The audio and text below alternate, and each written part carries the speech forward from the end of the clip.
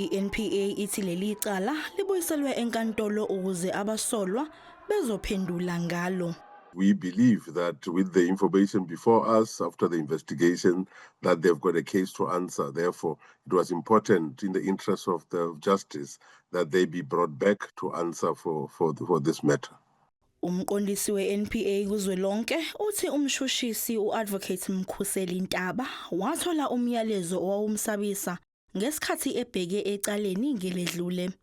He indicated that he got information that there was a plan to kill him, and he was on his way to court, and he went back. That is a natural, instinctive way to react. When your life is in danger, you go back.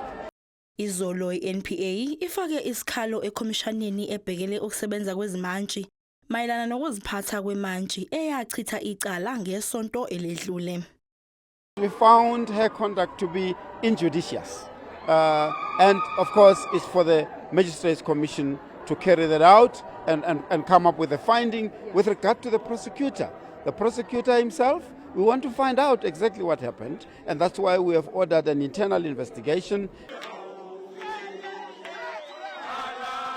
Ngeledlule kwaqhilika izihlathi kusomatekisi uJoe Ferrari Sibanyoni kanye nabathathu asolwa nabo uPhilemon Makhaya Msiza, umvimbi Daniel Masilela noOpa Bafana Sindane emva kokukhishwa kwaleli cala ohlwini lamacala asenkantolo.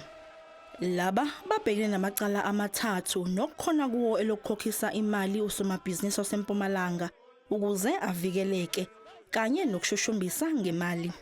Kusasa bazovela enkantolo yemantshi yaseDelmas njengoba esevusiwe.